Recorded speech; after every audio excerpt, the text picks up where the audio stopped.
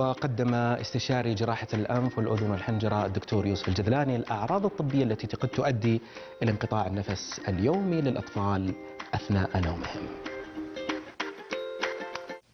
سعد مساكم. بتكلم اليوم عن مشكلة تقريبا موجودة في كل بيت، وهذه مشكلة حقيقية لازم يتنبه لها الآباء والأمهات عند أطفالهم، اللي هي الشخير وفتح الفم أثناء النوم وانقطاعات النفس أثناء النوم. هذه المشكلة بس مو الثلاثة، في أكثر من أعراض ممكن تتوفر فيها. فيها أعراض نهارية، في أعراض ليلية، في أعراض عامة.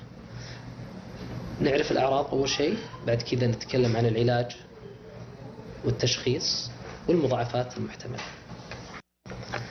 الأعراض الليلية اللي تكون بالإضافة إلى الشخير وفتح الفم، قد يكون في تقطعات في النفس، عدم ارتياح أثناء النوم، كثرة استيقاظ، وضعيات نوم غريبة كأنه يفتح رقبته بزيادة.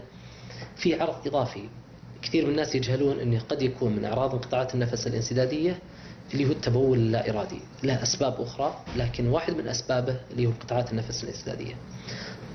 الأعراض النهارية قد يكون فيه ضعف في الأداء التحصيلي، قد يكون فيه ضعف التركيز، عدوانية عند الطفل، فرط في النشاط، أحيانا قد يكون فيه صعوبات في التركيز والنوم أثناء النهار.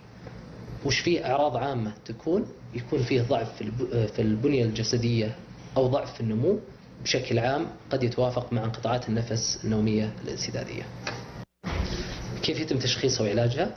عن طريق زيارة طبيب الأنف والحنجرة، يتأكد من حجم اللوزتين عن طريق فحص الفم، يتأكد من حجم اللحمية عن طريق الأشعة أو المنظار أفضل، لكن مشكلته أنه قد ما يكون متواجد في بعض العيادات.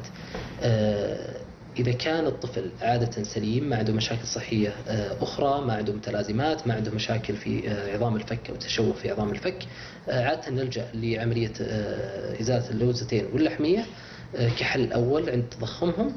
أحيانا قد نصغر من القرنيات الأنفية أيضا عند بعض الأطفال. قبل كذا نستخدم العلاج الطبي، نجرب البخاخات وبعض العلاجات قد تفيد في بعض الحالات.